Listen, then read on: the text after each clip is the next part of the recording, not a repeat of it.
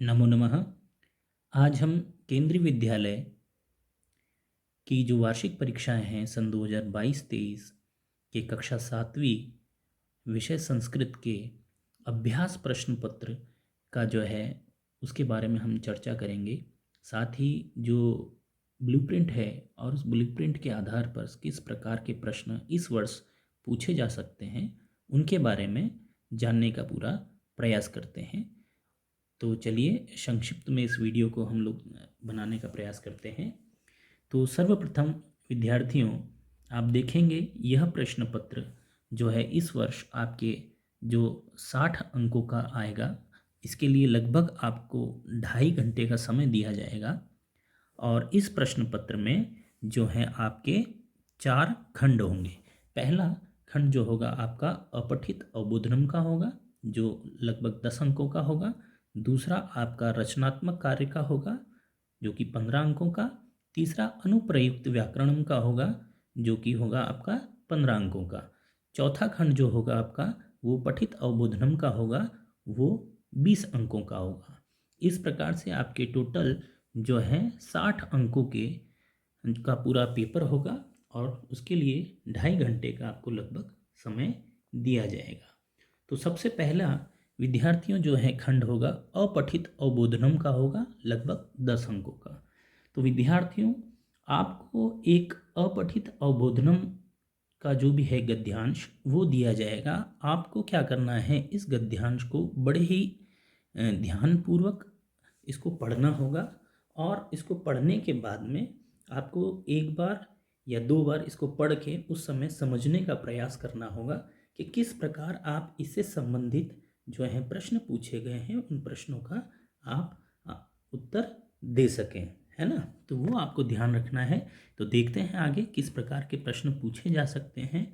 तो विद्यार्थी सर्वप्रथम देख रहे हैं आप यहाँ पे एक पदेन उत्तर होगा, तो वो एक पद में आपको उत्तर देने होते हैं। अब कई विद्यार्थी क्या करते हैं कि यहाँ एक पद की जगह पूरे वाक्य में यहाँ पर उत्तर देने का प्रयास करते हैं। जैसे यहाँ पर हम उदाहरण के तौर पर बात करते हैं, कह विश्राम करोति। ठीक है, तो यहाँ आप लोग देखेंगे तो सर्वप्रथम किसने विश्राम किया था, तो आप देखेंगे शशकः। तो किसने विश्राम किया था यहाँ पे, शशकः सह तत्र विश्राम करोति। तो किसके बारे में बताया गया है, यहाँ पर शशक के बारे में बताया गया है कि उसने जो है वहाँ पर विश्राम किया था। तो कई बार विद्यार्थी क्या करते हैं, इस पूरी जो है वाक्य है, इस पूरे वाक्य को यहाँ पर लिख देते हैं। लेकिन ऐसा नहीं करना विद्यार्थियों, यहाँ पे क्या करना है, हमें मात्र जैसे शशकः ही लिखना चाहिए। तो एक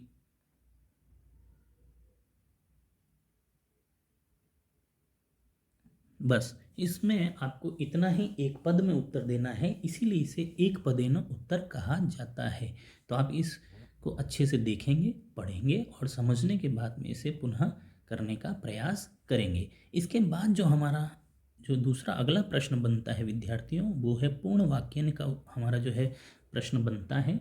और उसमें क्या करना है, आपको पूरे वाक्य में उत्तर देना रहेगा। तो आप गद्यांश को अच्छी तरह से पढ़ेंगे, आप पढ़ सकते हैं। मैं इसे संक्षिप्त में बना रहा हूँ ताकि वीडियो काफ़ी ज़्यादा लंबा ना हो जाए, इसलिए आप इसे अच्छे से स्क्रीनशॉट या इसका डिस्क्रिप्शन में आप इस पेपर को देख करके और लिंक से इसको डाउनलोड करके आप इसे घर पे अपनी नोटबुक में इसको सॉल्व भी कर सकते हैं। तो इस हिसाब से आप देखेंगे पूर्ण वाक्य उत्तर ये पूरे वाक्य में देना है। इसके बाद जो अगला क्वेश्चन आता है, अगला प्रश्न होता है विद्यार्थियों, वो आपके विलोम शब्द, आपकी विभक्तियाँ, आप कर्तृपद एवं क्रियापद, इनसे संबंधित प्रश्न पूछा जा सकता है। तो यहाँ आपको देखने हैं, तो इनको बड़े ही ध्यान से पढ़ना है और ये गद्यांश से संबंधित ही हमारे होते हैं। तो आप यहाँ देखेंगे जैसे दूरस्थम, तो दूरस्थम का जो है विलोम शब्द क्या होगा, तो यहाँ देखेंगे हम समीपस्थम। दूसरा यहाँ अहम, जो रेखांकित पद है, रेखांकित पद में कौन सी विभक्ति का प्रयोग किया गया है, तो यहाँ रेखांकित पद अहम है। और कौन सी विभक्ति होती है, तो विद्यार्थियों आपने पढ़ा होगा अस्मद शब्द, अस्मद शब्द में आपने अहम आवाम वयम, तो ये कौन सी विभक्ति का हो गया, ये प्रथमा विभक्ति का जो हो गया। दूसरा दूसरा ग कच्छपः विजयी भवति अत्र कर्तृपदम किम। तो यहाँ पर कर्तृपद कौन सा है हमारा, उसको हमें देखना है। तो सिंपल सी बात है, हमारा जो कर्ता है वो कौन सा है, कच्छपः है ना। अगले प्रश्न की ओर चलते हैं। घ सह तत्र विश्राम करोति। तो यहाँ हमारा जो है क्रियापद पद जो पूछा है, अस्मिन् वाक्ये क्रियापदम किम। तो क्रियापद कौन सा होगा हमारा, तो करोति होगा। तो ये हमारा सही आंसर होगा, करोति। ओके। तो अब यहाँ पर हम अगले प्रश्न की ओर बढ़ते हैं। अगला प्रश्न हमारा है जो अस्य अनुच्छेदस्य कृते समुचितम शीर्षकम संस्कृतेन लिखत। तो यहाँ हमें क्या करना है कि जो भी हमने ऊपर हमारा ये जो पढ़ा है, पूरा पद्यांश जो पढ़ा है, उस पद्यांश को हमको अच्छे से देखना है। और देखने के बाद में जो समझा है, तो इस पद्यांश में जो भी हमें मैसेज दिया है, उस मैसेज के अनुसार ही हमें उसको करना होता है। तो आपको जो भी जो है वहाँ पर गद्यांश दिया होगा, उस गद्यांश को अच्छे से आप समझेंगे और समझने के बाद में आपको उचित शीर्षक जो भी लगता है, उस शीर्षक को आप यहाँ पर इस प्रकार से लिखेंगे। तो उस चीज़ का आपको ध्यान रख देना है। आप इन प्रश्नों को, मैं पुनः दोहरा रहा हूँ, इन प्रश्नों को आप पॉज करके या स्क्रीनशॉट लेके इन्हें आप अपनी उत्तर पुस्तिका में आपको अच्छे से अभ्यास करना है। ये आपके लिए अभ्यास प्रश्न है ना, तो वो ध्यान दीजिएगा। अगले जो हमारा खंड है ख, उसकी ओर हम बढ़ते हैं, जिसमें रचनात्मकम लेखन होगा। तो ये आपके 15 नंबरों का आएगा, है ना, 15 अंकों का होगा। तो उसमें देखना आपको है। अगला प्रश्न है, देखिए, अधोलिखित चित्रम दृष्ट्वा मंजूषातः पदानि चित्वा रिक्त स्थानी पूरयत। तो यहाँ आपको ये 5 अंकों का पूछा जाएगा। यहाँ आपको मंजूषा दिए होंगे और इन मंजूषा में ये आपको देखिए 5 हैं और इनमें से ही देख के आपको जो है भरना होगा। तो चित्र को अच्छे से समझें और आप यहाँ पर ये देखिए 5 आपको प्रश्न दिए गए हैं और इन 5 प्रश्नों को आपको अच्छे से करना है। तो यहाँ आपको ये देखने हैं कि किस प्रकार से है। तो चलिए इसको करने का प्रयास करते हैं। तो बलिवर्दो, तो यहाँ हमारा क्या है, तो द्वितीय विभक्ति का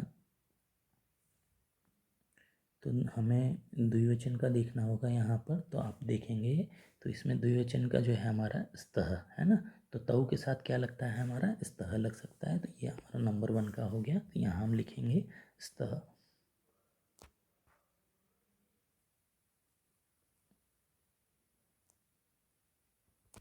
ओके। तो आगे की ओर देखते हैं। इसमें अगले प्रश्न में हम देखेंगे एषः क्षेत्रम कृषति। तो यहाँ पर देखेंगे एषः एषः और जो है कृषति दिया हुआ है। तो आप देखेंगे ये जो कृषति है आपका प्रथम पुरुष एक वचन में है। तो यहाँ पे भी हमको क्या लेना होगा, प्रथम पुरुष एक वचन का हम लोग देखेंगे कौन सा पद आ सकता है। तो देखिए यहाँ पर सिंपल सी बात है। तो प्रथम पुरुष एक वचन में आपको कृषकः दिया हुआ है ना। तो आप वाक्य को इस प्रकार से भी कर सकते हैं और वाक्य के अर्थ को समझ करके भी आप लोग जो है कर सकते हैं। तो यहाँ हमारा हो जाएगा कृषक, है ना, कृषक। ठीक है। तो अगला प्रश्न देखिएगा, एतौ कृषकौ कुरुतः। तो यहाँ एतौ आया है, तो एतौ कृषकौ कुरुतः। तो क्या करते हैं, तो ये दोनों कृषक जो हैं हमारे क्या कर रहे हैं, खनन कार्य कर रहे हैं। तो ये देखिए खनन कार्य है ना। यहाँ पे हम लिखेंगे खनन कार्य।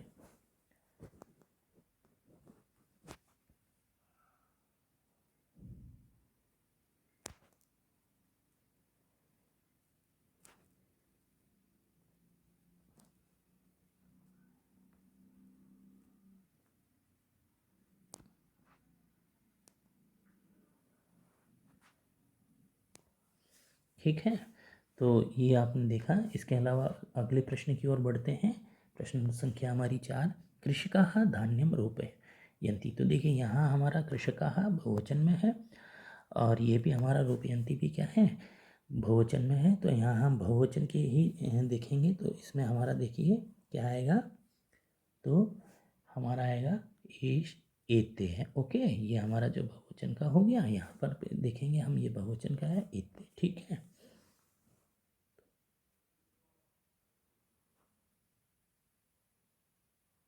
ये हो गया। ओके, इसके अलावा अस्मिन चित्रे कृषकाः, तो क्या है, संति, है ना। तो यहाँ पे देखिए आपके लास्ट ऑप्शन हमको यहाँ दिया हुआ है संति। ठीक है,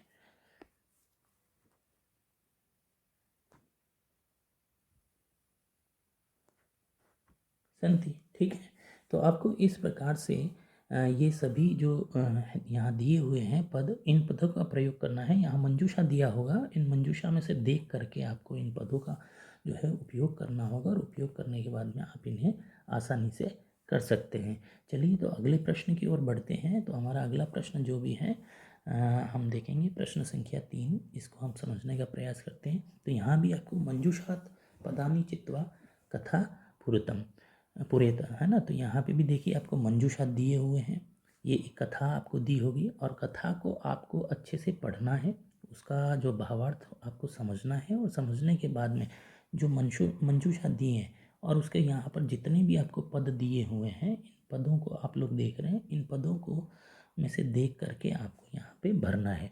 तो आप इसे पॉज कर लें, स्क्रीनशॉट लें, और इसे भी करने का प्रयास करेंगे। तो यहाँ हम आपके लिए बड़े ही संक्षिप्त में बता रहे हैं, वीडियो ज़्यादा लंबी ना बने इसलिए। तो सबसे पहले एक हल करने का प्रयास करते हैं। अजीजम दृष्टवा स्वामी भवती, तो क्या हुआ था, अजीज जो है को देख करके स्वामी क्या हुआ था, तो स्वामी चकितः भवती। देखिए यहाँ हमारा आ गया चकितः, तो यहाँ हम नंबर 1 पे लिखेंगे चकितः। ठीक है, भवती स्वामी शेनः शनैः शनैः क्या हुआ था, तो वहाँ पे आप देखेंगे तो पेटिकाम उद्घाटयति, है ना। तो क्या किया था उसने, धीरे धीरे से जो स्वामी ने जो है क्या की थी, पेटियाँ जो हैं उनको उद्घाटयति, है ना। तो यहाँ आ जाएगा पेटिकाम। तो देखिए पेटिकाम यहाँ पे हमें दिया है, ये तो ये हो गया हमारा नंबर 2 का। इस प्रकार से यहाँ आप लिखेंगे। तो आप कथा को पढ़ना है। देखिए करना कैसे, कथा को आपको ये कथा है, इसके आधार पे कोई और भी आपको कथा वहाँ पे दी जा सकती है। उन कथाओं को आपको पढ़ना है, समझ करके जो मंजूषा दिए हैं, इन मंजूषाओं में से देख करके आपको यहाँ पर सारे जो हैं आंसर आपको करने हैं। ये आपके आधा आधा नंबर के 10 जो है प्रश्न दिए होंगे, और इनको आपको 5 अंकों का यह आएगा। तो इस चीज़ का आपको विशेष ध्यान रखना है। अगले प्रश्न की ओर हम लोग बढ़ते हैं। देखिए, अधोलिखित पदानि अधृत्य सार्थकानि वाक्यानि रचयत, कोष्टकात् उच्चितं पदम चित्वा रिक्त स्थाने पूरयत। तो देखिए यहाँ कोष्टक में हमको कुछ जो है वाक्य दिए गए हैं, पद दिए गए हैं, और उन्हें हमें यहाँ रिक्त स्थान में जो है भरना है। तो देखिए हम स्टार्ट करते हैं। बालिका तो मधुरम गायति, तो देखो बालिका है, तो बालिका के साथ में क्या है, स्त्रीलिंग है, तो स्त्रीलिंग के हिसाब से हमारा कौन सा लगना चाहिए, एका, है ना। तो यहाँ हम लिखेंगे एका।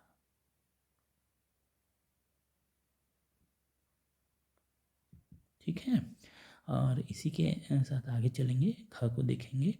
कृषिकाः कृषि कर्माणि कुर्वन्ति, तो यहाँ पे देखेंगे तो कृषकाः और कुर्वन्ति, तो इसी के साथ में ये कृषकाः क्या है, पुल्लिंग का शब्द है। तो हमारे यहाँ देखिए ये स्त्रीलिंग में आ गया, ये नपुंसकलिंग का हो गया, ये हमारा चत्वारः। तो सही आंसर क्या हुआ हमारा, चत्वारः, है ना। तो यहाँ लिखेंगे हम।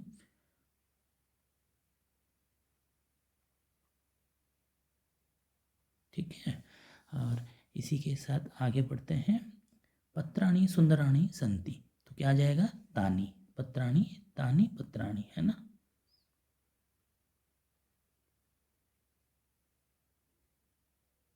ठीक है, अब अगला प्रश्न देखेंगे। धेनवः दुग्धम, तो क्या आना चाहिए, धेनवः दुग्धम के साथ क्या आएगा, ददती, है ना। तो यहाँ लिखेंगे ददती।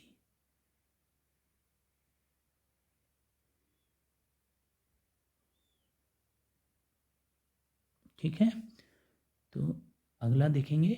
वयम संस्कृतम, तो वयम के साथ क्या आएगा, अपठाम। ठीक है, तो यहाँ लिखेंगे हम अपठाम।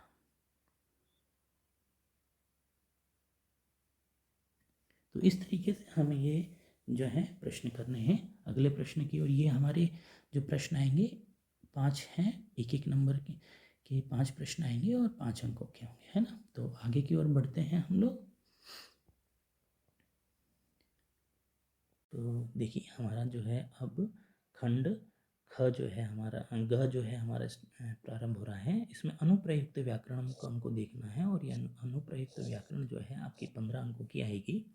ठीक है, तो यहाँ पर आपका उदाहरण अनुसारम पदानाम विभक्तिम वचनम च लिखत। तो आपको जो देखिए विभक्ति और वचन दोनों ही यहाँ पर दिए गए हैं, आपको ये अच्छे से लिखने हैं। तो यहाँ यथा जैसे कि आपको दिया गया है संस्कृति जो है, और इधर षष्ठी विभक्ति में है और ये एक वचन।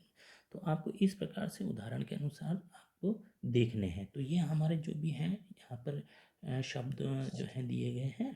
तो ठीक है, जो पद दिए गए हैं पदों की आपको विभक्ति लिखनी है और वचन लिखना है। तो इसके लिए विद्यार्थियों आपको विभक्ति और वचन अच्छे से याद करके जाने हैं। चलिए इनको प्रयास करते हैं हल करने का। तो गति है, तो यह होगा आपका कौन सा आ गया, प्रथमा। प्रथमा, और ये वाक्य हुआ हमारा, ये पद हुआ हमारा एक वचन में। ओके, आगे बढ़ते हैं। नीति, तो नीति हुआ हमारा द्वितीय और एक वचन का। तो यहाँ पे लिखेंगे हम द्वितीय लिखेंगे,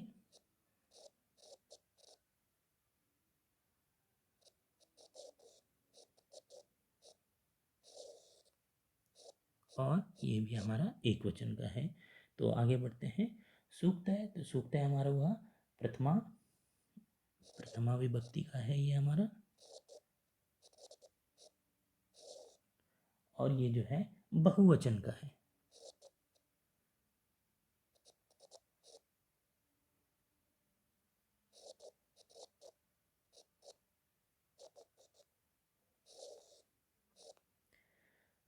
और आगे बढ़ते हैं हम शांत्या, तो ये हमारा हुआ तृतीय विभक्ति,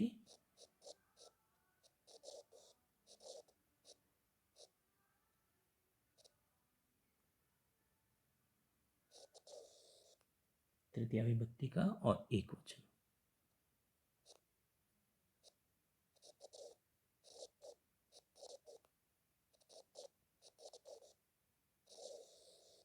ठीक है, तो इस प्रकार से आपको जो है यहाँ शब्द रूपों को आपसे पूछा जा सकता है। इसके अलावा और भी आपको शब्द रूप दिए जा सकते हैं जिसकी आपको विभक्ति और वचन बताने होंगे। इस प्रकार के प्रश्न आपके आधा आधा नंबर के 4 प्रश्न पूछे जा सकते हैं जो 2 नंबर के हो सकते हैं। तो इस बात का आप विशेष तौर पर ध्यान रखेंगे। अगले प्रश्न की ओर बढ़ते हैं। प्रश्न संख्या 6। अधोलिखिता शब्दानाम संधि विच्छेद पुरैत। तो यहाँ पे देखिए आपको संधि विच्छेद करना है वाक्यों का। तो आप देखेंगे ग्रामम प्रति आपको सबसे पहले जो दिया है, तो इसको हम करने का प्रयास करेंगे। तो यहाँ हो जाएगा ग्रामम दिया हुआ है तो आपको लिखेंगे प्रति। आगे देखें कार्यार्थम, तो अर्थम दिया हुआ है तो हमारा आगे का क्या बनेगा, कार्य।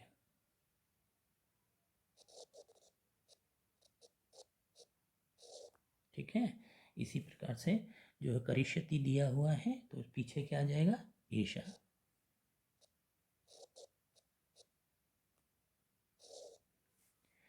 और इधर उधर पूर्ति दिया है तो यहाँ हमारा स्व। तो इस प्रकार से आपको संधि विच्छेद करने हैं और हो सकता है आपको संधि भी करनी हो। विच्छेद अगर दिए होंगे, संधि विच्छेद दिए होंगे तो संधि करनी होगी, और संधि दी है तो फिर आपको विच्छेद उसके भी करने होंगे। तो आप उस चीज़ का ध्यान रखेंगे। अगले प्रश्न की ओर बढ़ते हैं, प्रश्न संख्या 7। और यहाँ है कोष्टकात पदानी चित्वा रिक्त स्थानानी जो पुरयत। उपपद विभक्ति में दिए होंगे तो ये एक एक नंबर के आपके 4 प्रश्न पूछे जा सकते हैं। उपपद विभक्ति वाले होते हैं, है ना। तो ये इसमें क्या है, जैसे हमारे कुछ ऐसी पद होते हैं जिनके साथ कोई निश्चित हमारी विभक्ति का हम लोग प्रयोग करते हैं। जिस प्रकार से जैसे नमः, नमः, परितः, ऊपरी और उभयत। तो नमः, निक्षा, अभित, है ना। तो नमः की बात करें तो नमः के साथ में अधिकतर विद्यार्थियों हम लोग जो है हरे, है ना। तो इसमें क्या है, चतुर्थी विभक्ति का हम लोग प्रयोग करते हैं। तो हम यहाँ लिखेंगे हरे नमः के साथ में।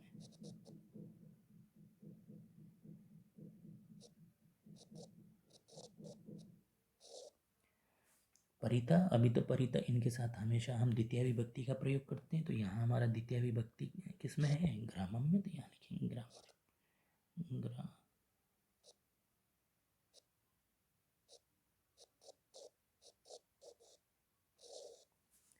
आगे की ओर बढ़ते हैं।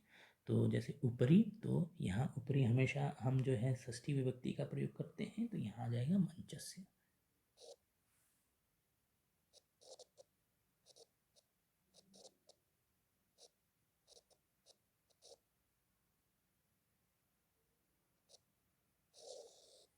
ठीक है, इसके बाद में हमारा है उभयत। तो उभयतः, तो यहाँ उभयत में आएगा पित्रम। ठीक है,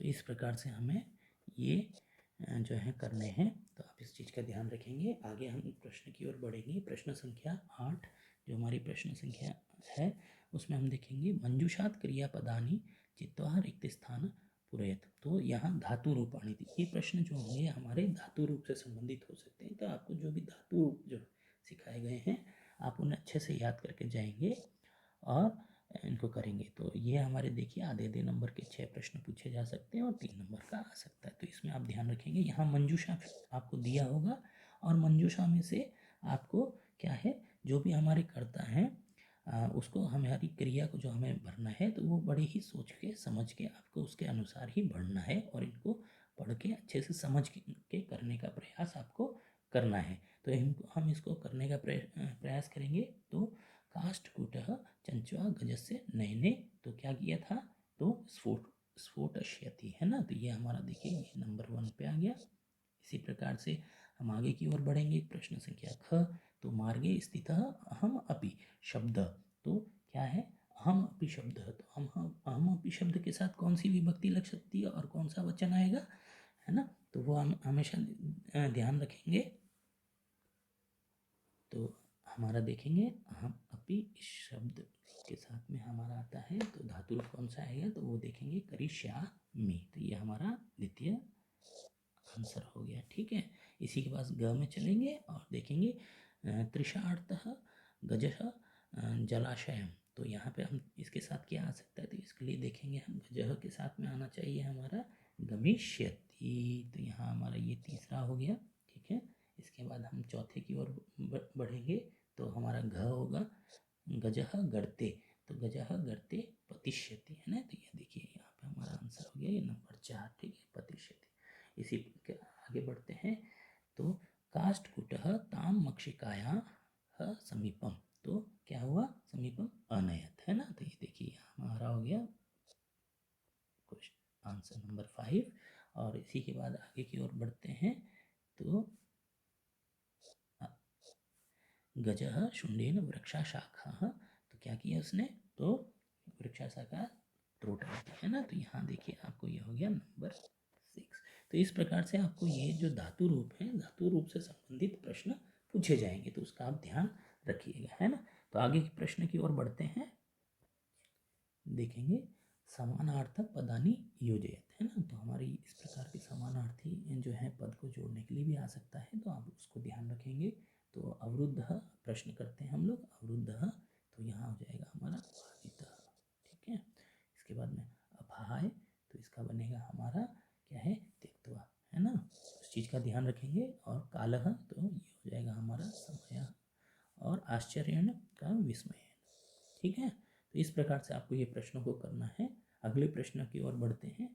प्रश्न संख्या 9, ये हमारे होंगे मंजूषात विलोम पदानी चित्वा लिखत। तो इस प्रकार के विलोम शब्द भी आपसे पूछे जाएंगे, उनका ध्यान रखना है आपको। तो यहाँ हमको मंजूषा दिए होंगे इसमें भी, और आपको इनको देख के करना है। तो देखिए शत्रुताया, तो यहाँ हो जाएगा मित्रतया, ये नंबर 1। इसके बाद मानवाह, तो मानवा का देखेंगे हम दानवाह नंबर 2। और सुखिनः, सुखिनः क्या हो जाएगा यहाँ दुखिनः। ठीक है, और पुराहा यानी अधुनाः। ठीक है, तो ये हो गया हमारा नंबर 4।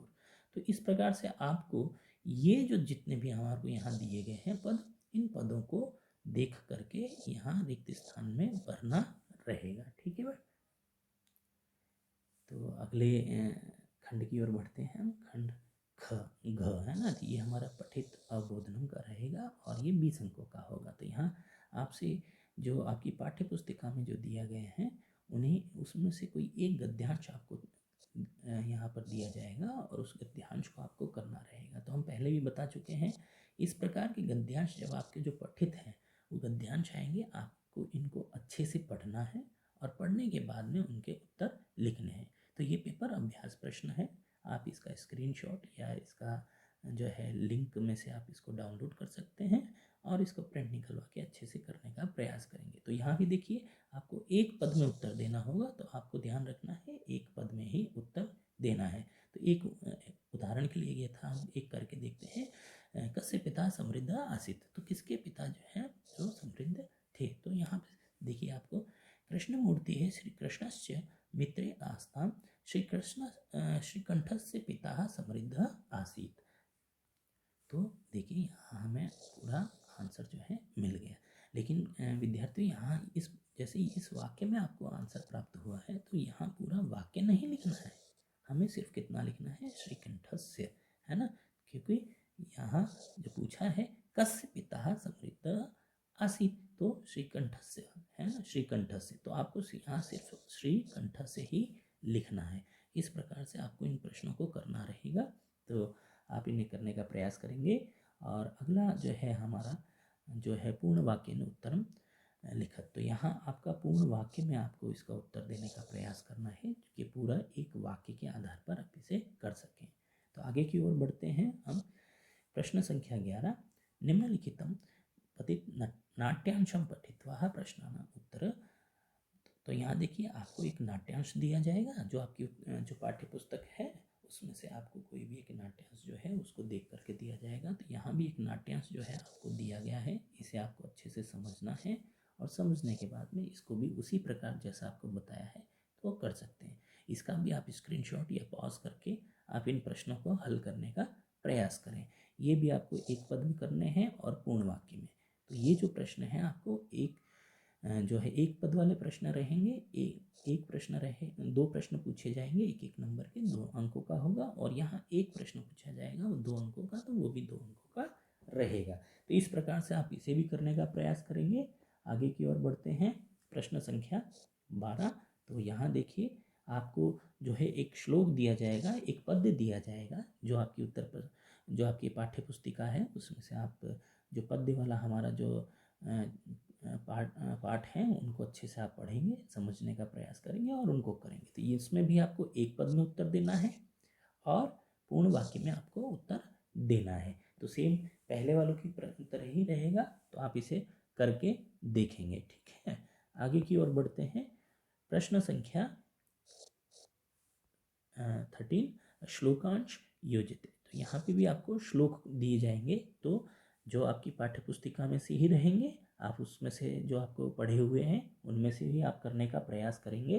तो आइए देखते हैं। तो देखिए विद्यार्थियों, यहाँ पर आपको इस प्रकार से श्लोक के अंश दिए होंगे। तो एक तरफ आपको क में जो है श्लोक के अंश दिए जाएंगे, एक तरफ आपको ख में उसी के श्लोक का दूसरा अंश जो है आपको ख में प्राप्त होगा, है ना। तो यहाँ आप देखेंगे, जैसे उदाहरण के तौर पर हम करते हैं, विद्या राजसु पूज्यते न ही धनम। तो यहाँ हमारा आगे का बनेगा, तो विद्या विहीन पशु। तो देखिए यहाँ आपके इस प्रकार से आपको आधा जो है अंश मिल जाएगा।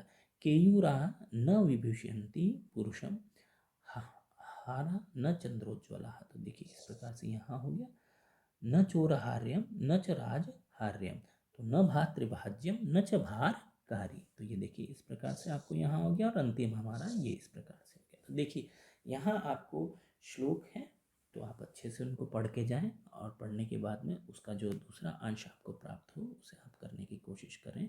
तो इस प्रकार से हमारे ये 4 आपको अंश दिए जाएंगे श्लोक के, और वो एक एक नंबर के होंगे और 4 अंकों के आप करेंगे, ठीक है। तो आगे की ओर हम बढ़ते हैं।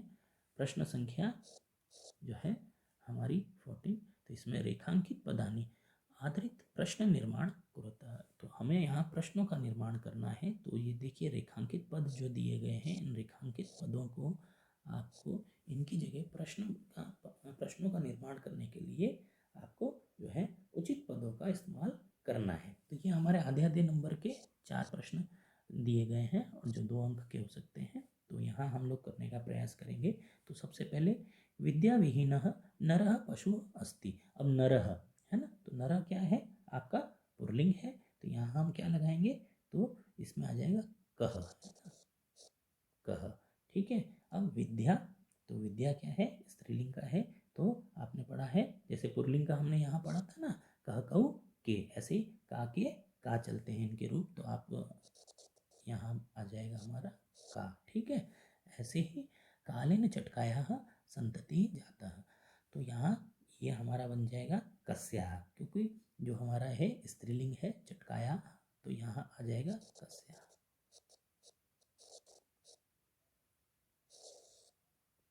है ना। अब यहाँ नीडम, क्योंकि ये हमारा नीडम है और ये चटकाया नीडम भुवि अपतत, तो यहाँ आ जाएगा हमारा किम, है ना। तो इस प्रकार से आपको जो है प्रश्नों का निर्माण करना है।